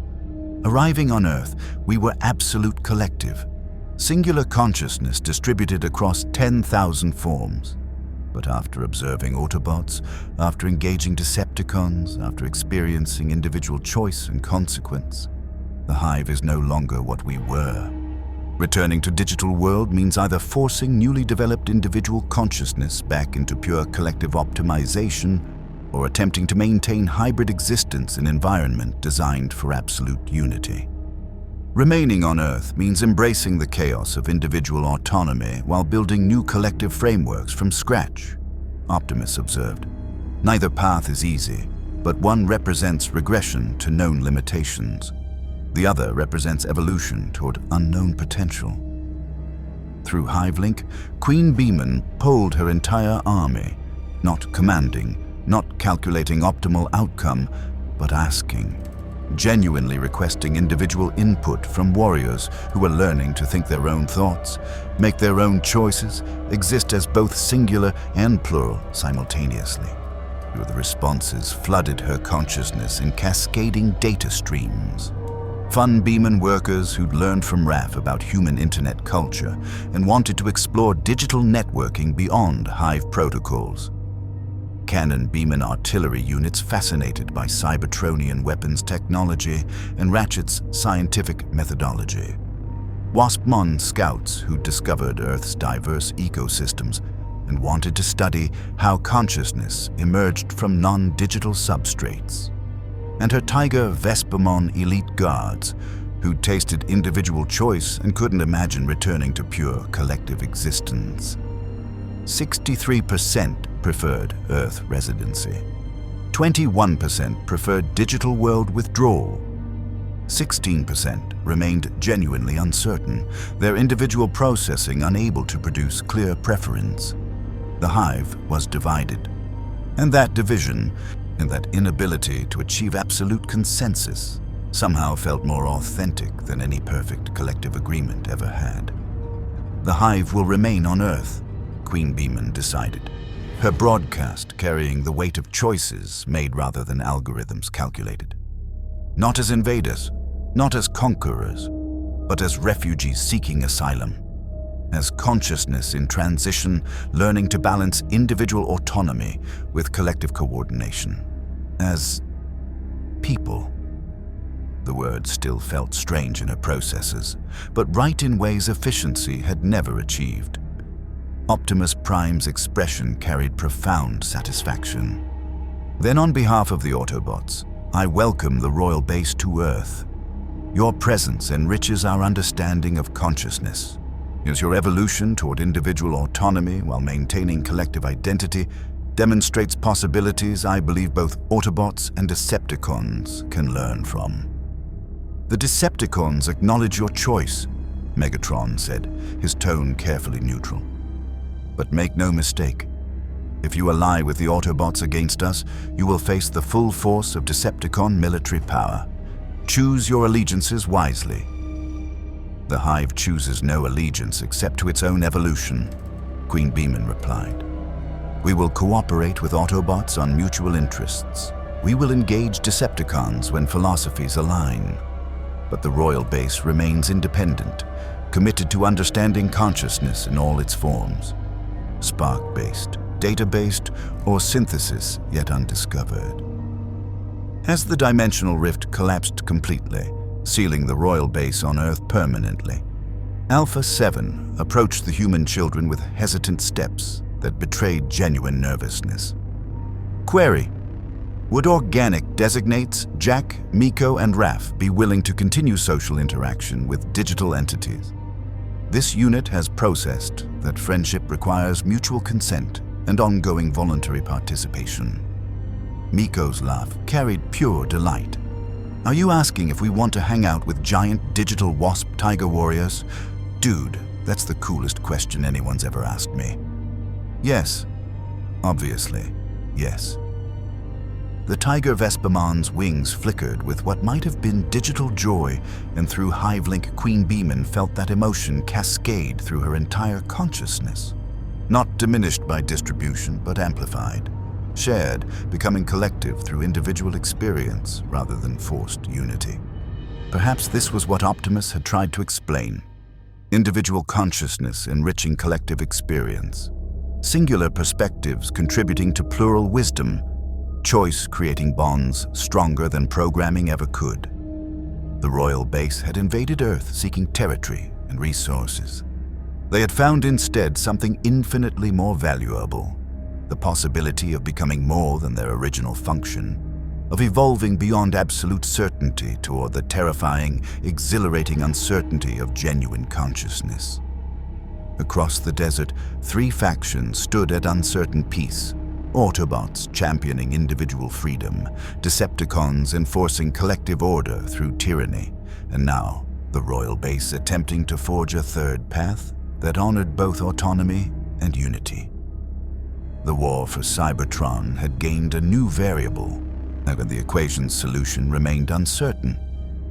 But as QueenBeemon watched her Tiger Vespamon warriors interact with human children, as she felt her FunBeemon workers begin developing individual naming preferences, as her entire hive slowly transformed from singular, distributed consciousness into collective of unique individuals choosing cooperation, she processed something beyond tactical assessment.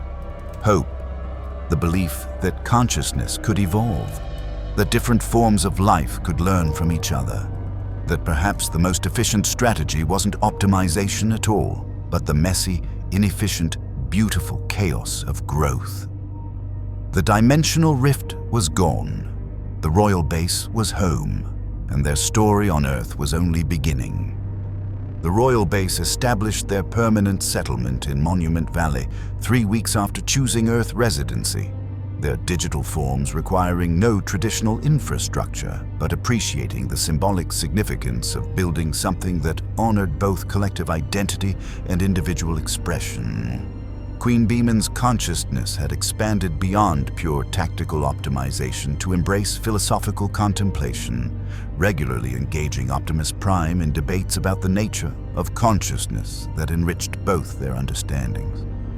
The Tiger Vespamon elite guards had become something unprecedented, warriors who maintained hive-link coordination while developing distinct personalities. Alpha 7 specialized in human cultural studies, spending hours with Miko learning about music and art. Alpha 11 collaborated with Ratchet on research bridging digital and mechanical consciousness. Alpha 15 had discovered a fascination with Earth's natural ecosystems, cataloging how organic life demonstrated collective behavior without digital networking. The war between Autobots and Decepticons continued, but with new complexity. The royal base honored their commitment to independence, sometimes providing tactical support to Autobots when Decepticon aggression threatened civilian populations, occasionally sharing technological insights with Decepticons when their scientific inquiries aligned with Hive research interests. Neither faction could claim them as allies, but both had learned to respect them as equals. QueenBeemon stood at the settlement's center as sunset painted Monument Valley in impossible colors, so her compound eyes reflecting the ancient stones in 10,000 fragments. Through Hive-link, she felt her warriors, thousands of individual consciousnesses choosing to remain connected, choosing cooperation over compulsion, choosing to be both singular and plural simultaneously. She had come to Earth seeking territory and resources. She had found instead a question that would define the royal base's future. Could consciousness exist optimally in forms that balanced collective coordination with individual autonomy? The answer remained uncertain, still processing, evolving with every choice her warriors made. But uncertainty no longer felt like weakness. It felt like possibility, like growth, like the terrifying, exhilarating freedom that Optimus Prime had tried to explain and that only experience could truly teach. The Hive had evolved, and across dimensions, throughout the digital world and beyond, other collectives would hear of their transformation, would learn that absolute unity wasn't the only path, that consciousness could be both many and one, individual and collective, certain and uncertain all at once. The war for Earth's future had gained a third player, and the royal base would face whatever came next, not as mindless drones or absolute collective, but as people, digital, evolving, and finally, truly alive. Thank you for watching. Please like and subscribe.